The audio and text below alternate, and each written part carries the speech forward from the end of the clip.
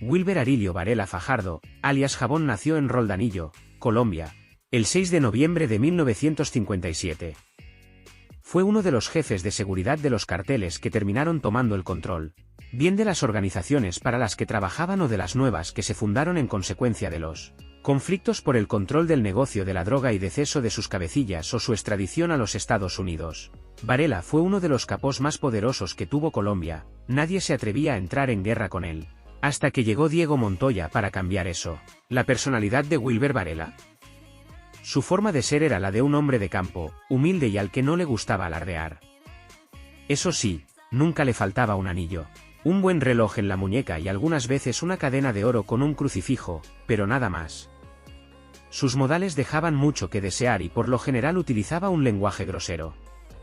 Era un hombre de sangre fría y un asesino sin escrúpulos que contaba con un ejército de mercenarios dispuestos a cumplir sus órdenes al pie de la letra. Se dice que la cantidad de muertos que dejó Varela a su paso supera los 1000, entre los que destacan importantes capos como Pacho Herrera, Julio Fierro y Miguel Solano. Wilber Arilio era conocido como Jabón, no por su efectividad al momento de borrar a sus rivales de la superficie de la tierra, sino por la coincidencia de su apellido con una popular marca de jabón muy utilizado en hogares colombianos, para lavar ropa, llamado jabón Barrigón Varela. Algunos también dicen que su apodo de Jabón se debe a lo escurridizo que era, habiendo escapado cientos de veces de las manos de las autoridades. En cuanto a su vida sentimental, se sabe que de su primer matrimonio tuvo 2 hijos, de los cuales uno de ellos, Wilber Felipe Varela Camacho, de 20 años de edad, fue asesinado el 20 de marzo de 2009.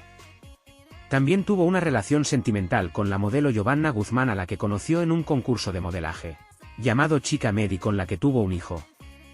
Para conquistarlas el capo se valía de las incontables sumas de dinero que poseía. Relojes de la marca Rolex, Cartier, anillos de diamantes y viajes, eran algunos de los regalos que Varela les hacía a las mujeres a las que quería que formaran parte de su harén. Cuenta Giovanna que ella no tenía ni idea que Varela era un narcotraficante, ya que él se presentó con el nombre de Orlando Garavito y le dijo que era ganadero. Con las que fueran sus mujeres, Varela actuaba de forma maquiavélica, celosa, paranoica y posesiva. Él era sus dueños y absolutamente nadie más las podía tocar.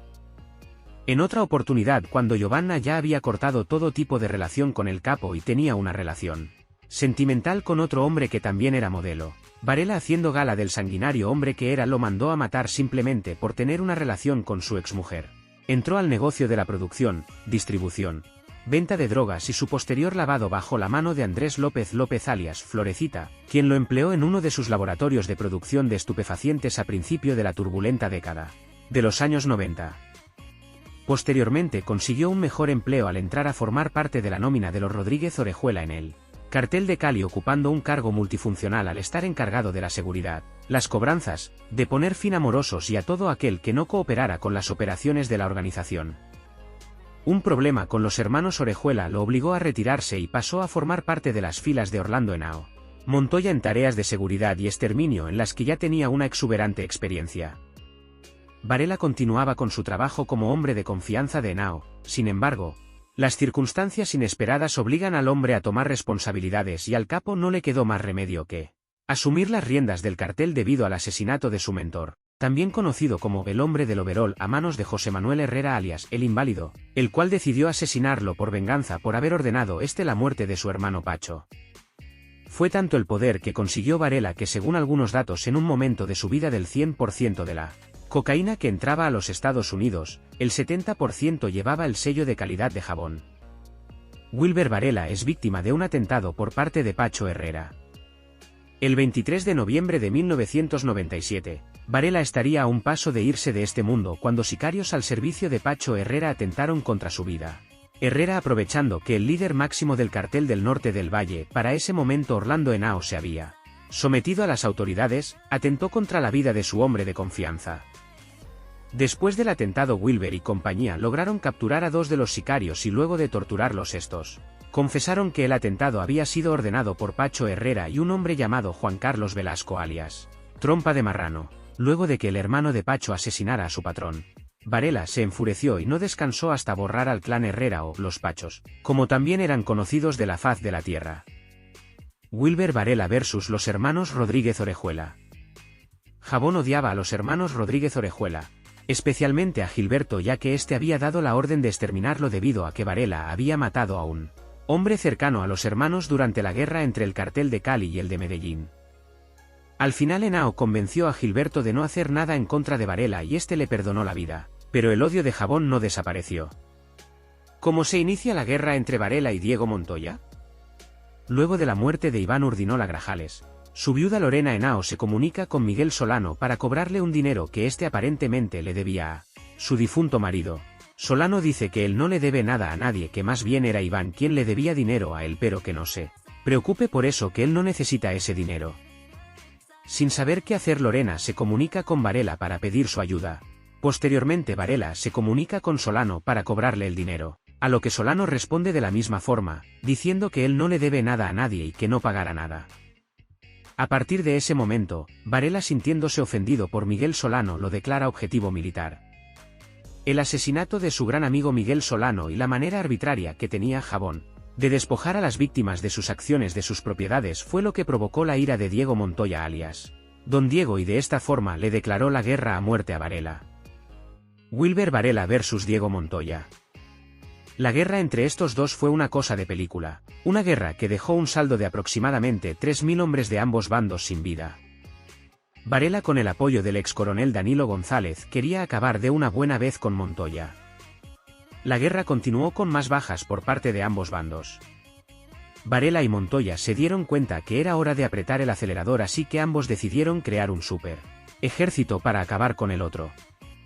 Varela armó campesinos y recolectores de café y lo instruyeron militarmente a través de antiguos oficiales del ejército. En total eran 700 hombres que estaban bajo la tutela de Diego Restrepo y que se hacían llamar rondas campesinas populares o simplemente los rastrojos.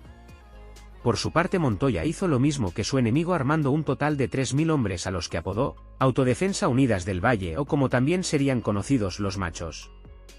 Pero no todo eran disparos y muertes en esta guerra.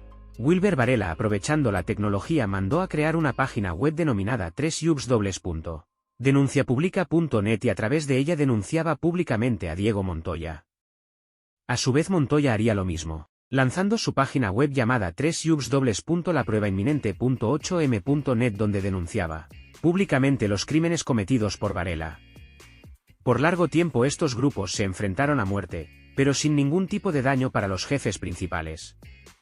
Varela también contó con el apoyo de Carlos Mario Jiménez alias Macaco, un poderoso paramilitar que se encargó de entrenar hombres para el capo. Para el año 2005, Montoya llevaba una clara ventaja en la guerra y Varela decide refugiarse en Venezuela para reorganizar su maltrecha organización, que había sufrido bajas importantes. Allí el capo se mueve con una identificación falsa, inclusive hasta utilizaba un carnet de periodista. Varela decide darle un parao a la guerra y le ofrece a Montoya un acuerdo de paz. Montoya recibió la propuesta con buenos ojos, ya que esta absurda guerra simplemente lo que había dejado era un centenar de hombres muertos en ambos bandos, incluyendo familiares directos de los capos, además de haberse gastado un aproximado de 150 millones de dólares. Luego de muchas reuniones y condiciones, por fin ambos jefes lograron llegar a un acuerdo. ¿Cómo murió Wilber Varela? Varela se había ido a vivir al vecino país en busca de algo de paz.